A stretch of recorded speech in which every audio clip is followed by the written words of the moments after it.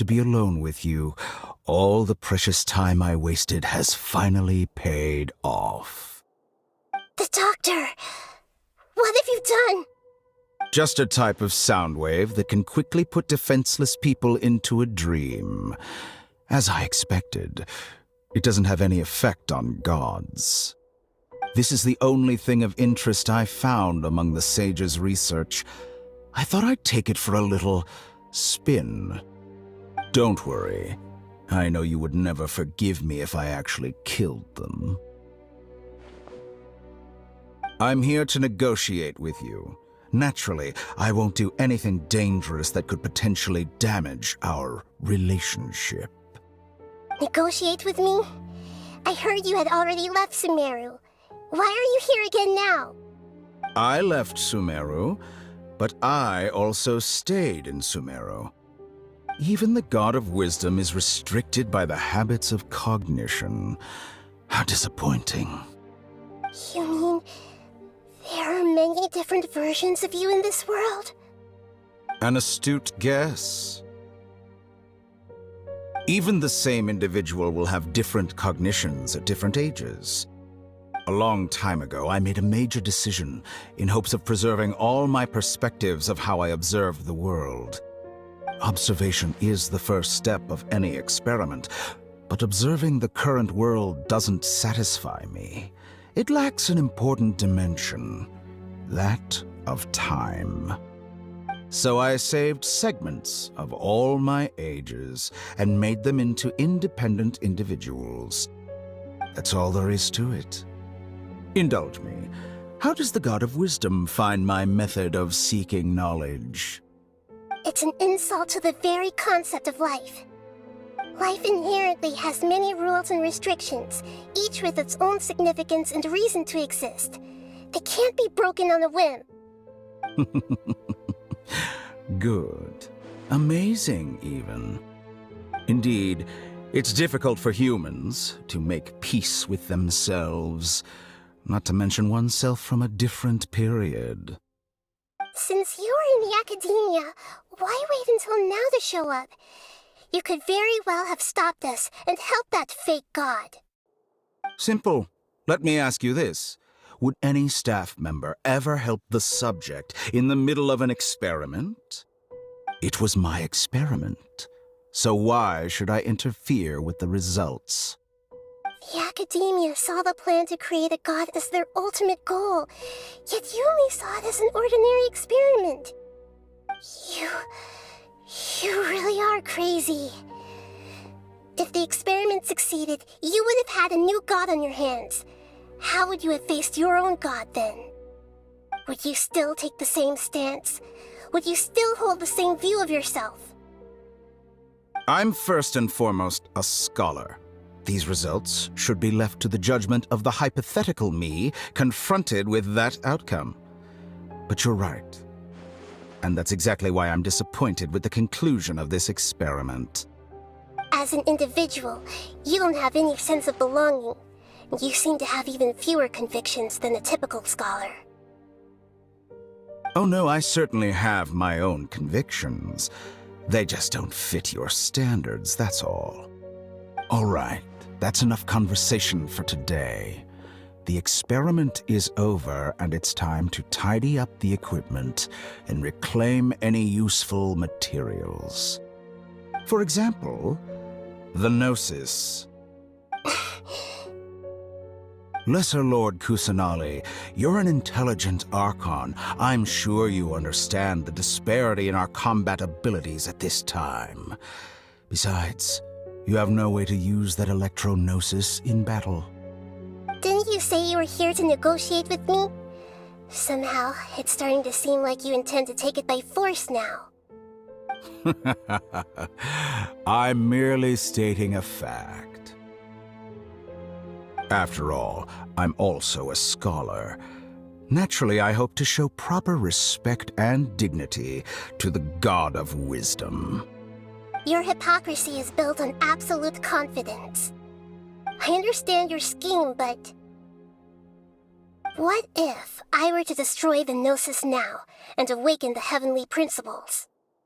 Awaken. The heavenly principles?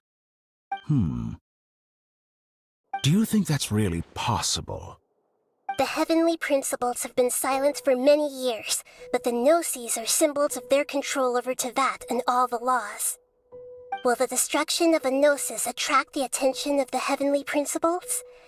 And if so, how do the Fatui plan to deal with the consequences? Do you dare to gamble such a possibility with me? Gamble? How surprising. I thought you would show evidence or use rigorous reasoning to prove your point. The word gamble is the last thing I expected to hear from the god of wisdom. But this is a clever move. You must have seen through me when I first captured your consciousness. As a scholar, I respect all possibilities. This has always been my principle and is an essential trait as an experimenter.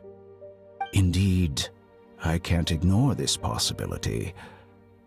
So tell me then, what are your conditions? This foreign Gnosis will only lead to disaster if it stays in Sumeru. But this Electro-Gnosis is the prize I obtained after defeating one of your fellow Harbingers. Now, as the one who initiated this cascade of events, shouldn't you pay the corresponding price? Price? Interesting. What price would you have me pay? How about erasing all your other segments? So this is how you wish to restrict me, the most threatening opponent of the Nation of Wisdom. What you request of me is like plucking out the eyes I have placed in the dimension of time. Segments are extraordinarily difficult to make. They require extremely rare resources and enormous amounts of time and effort, requiring me to destroy them all here and now. Bravo. A suitably wise decision on your part. Yes, how very interesting. Can I assume that you have long been wary of me? Among all the versions of me, this segment you see now is the most selfish. If it weren't me, your idea wouldn't have worked. What did you see when you were imprisoned? You were observing me, and that's how you know I've long grown tired of their doubts and endless arguments. Like you said, it's difficult to make peace with yourself. Being as smart as you are, have you managed to do that? I see. If you think all those versions of me are worth a gnosis, then deal. You sure didn't hesitate much. Is the relationship between all the versions of you really that bad? I don't think there's any need to dwell on that. The surplus versions of me can be exchanged for a gnosis. Do you think anyone can offer themselves at a higher price? Besides, with my abilities, it's only a matter of time until I find better perspectives. Perhaps it's best to say, you're just temporarily ahead. But what I'd like to know is, how can you be sure that I've really erased them? I can see your remaining honesty.